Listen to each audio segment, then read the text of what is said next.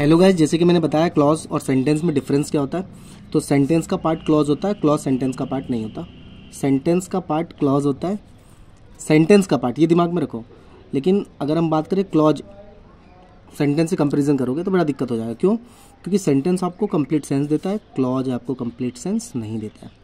तो अगर हम क्लॉज की बात करें तो 3 होंगे, noun clause, adjective clause, adverb clause. Sir use कहाँ करने हैं इसको? तो फॉर्मेशन ऑफ कॉम्प्लेक्स सेंटेंस में इसका सटीक यूज़ होने वाला है, क्योंकि हम वही पढ़ रहे हैं, फॉर्मेशन ऑफ कॉम्प्लेक्स सेंटेंस।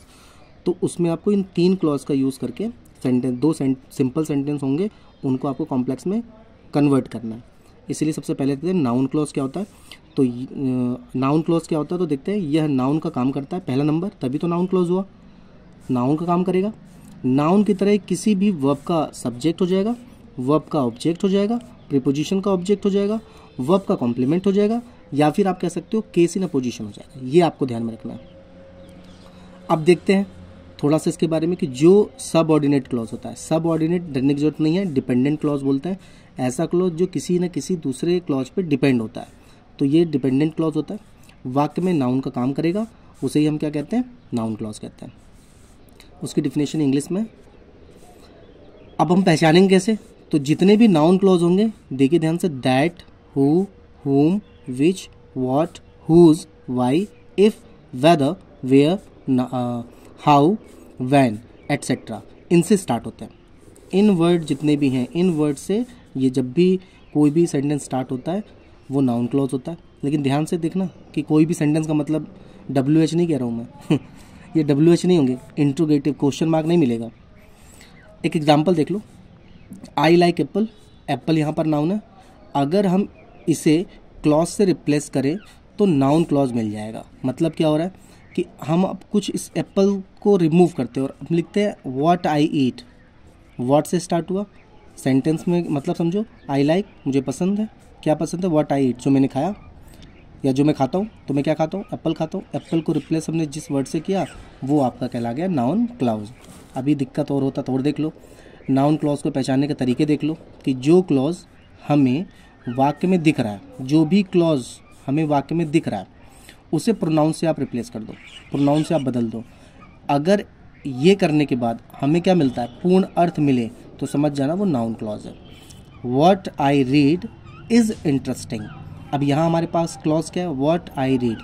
अगर मैं इसको हटा दूँ, इज़ वाले पोर्शन को हटा दूँ, व्हाट आई रीड, क्या हमें कंप्लीट सेंस मिल रहा है? नहीं मिल रहा ना। इज़ इंटरेस्टिंग आ गया तो पूरा सेंटेंस को हमको क्या मिलने लगा? कंप्लीट सेंस मिलने लगा। तो ये पूरा सेंटेंस है, व्हाट आई रीड क्लॉज है।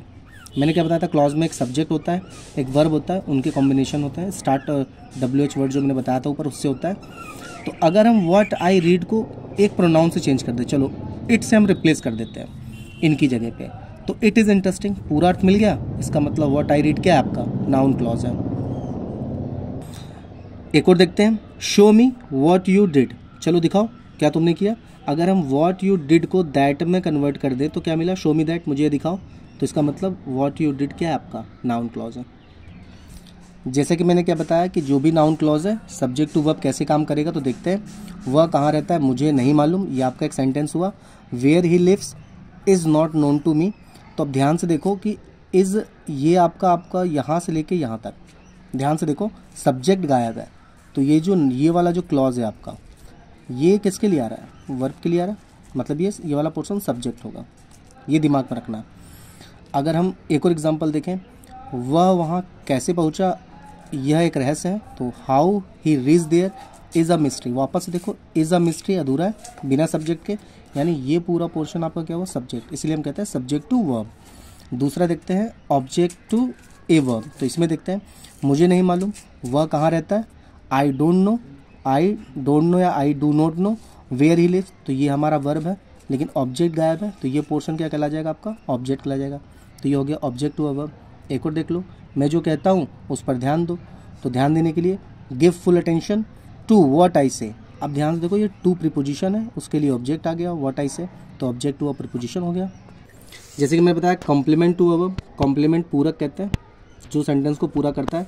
जैसे ही इज़ डैश। अब यहाँ कुछ वर्ड लाना पड़ेगा जो कॉम्प्लीमेंट कहलाएगा। ए टीचर लिख दिया, ही इज़ ए टीचर, तो ये ए टीचर कॉम्प्लीमेंट हुआ, ये ध्यान देना है। मैंने तुमसे ऐसा ही कहा, तो this is what I told. अब दिस इज़ के बाद सेंटेंस तो आपका खत्म ही हो रहा है, तो ये लास्ट वाला जो पोर्शन बच रहा है आपका, व्हाट आई टोल्ड यू, ये आपका कॉम्प्लीमेंट हुआ, इसीलिए कॉम्प्लीमेंट हुआ वर्ब हो जाएगा। ध्यान देना, वर्ब का कॉम्प्लीमेंट है इसीलिए कॉम्प्लीमेंट हुआ वर्ब। यह सूचना कि शत्रु आ रहा है गलत है। The report that the enemy is coming is wrong. अब मैंने क्या, केस इन अपोजिशन, याद करो अगर प्रीवियस वीडियो देखे होगे तो केस 2 कॉमा के बीच में आता है, तो यहाँ पे 2 कॉमा के बीच में है दैट द इनेमी। ध्यान से देखो, ये केस इन अपोजिशन है पूरा, that the enemy is coming, फिर आपका कॉमा लगा, तो ये केस इन अपोजिशन है। इसके बारे में मैंने वीडियो बनाया हुआ है, अगर आपको थोड़ा भी डाउट हो तो जाके ज़रूर एक बार चेकआउट करिए।